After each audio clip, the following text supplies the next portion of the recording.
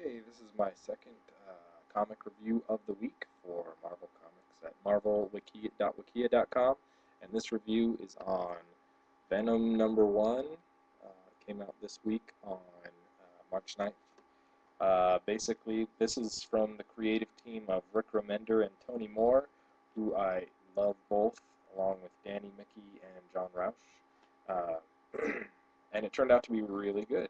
I've been loosely following the backstory in Amazing Spider-Man about how the U.S. government gave the Venom symbiote to Flash Thompson, of all people, Eugene Flash Thompson, and how they put him out in the field with this suit to try to accomplish missions that couldn't normally be done without it. The art in this thing is really great. It's got like a dark, kind of gritty aspect to it that really lends itself well to Venom, as a lot of people would expect. And that maybe it's just me liking Tony Moore's art altogether, but I've really enjoyed it thoroughly through the whole thing, and the coloring's really great too. Dark with a lot of really lighter tones and good light direction in it too.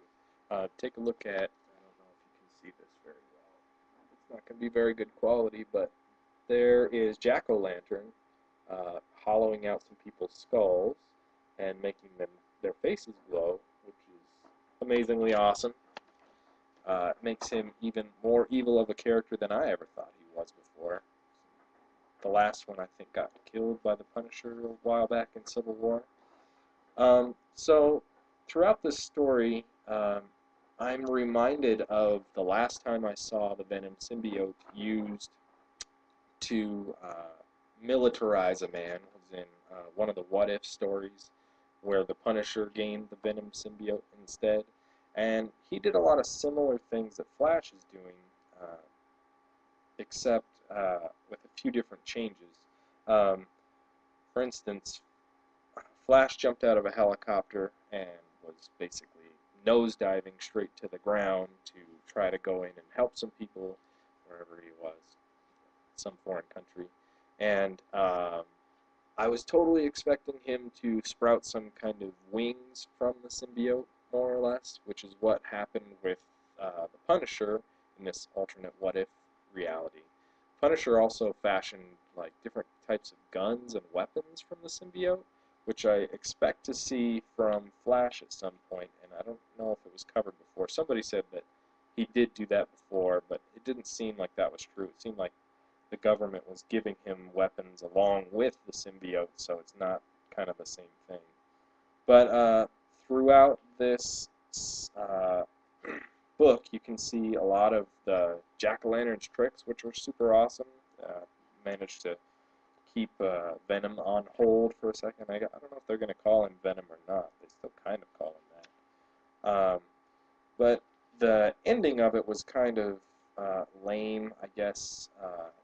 Flash chose to save some civilians and put the whole mission at risk instead of do what he ultimately got there to do.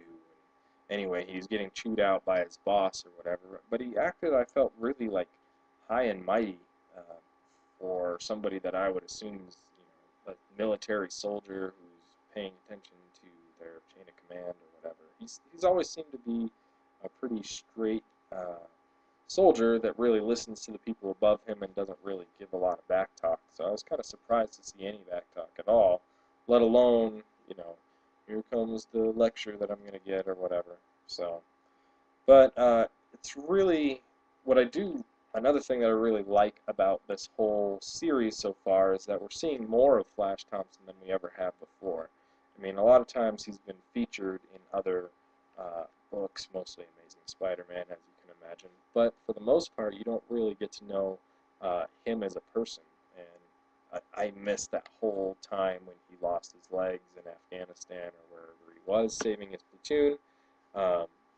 But I think this is going to be a really good series that really opens him up as a character and makes him more mainstream and more in line with everything else in the Marvel Universe. Maybe he'll be featured more, maybe he'll actually become, a bigger time hero that actually is involved with, Avengers and Fantastic Four and stuff like that. You always like that kind of cross-pollination.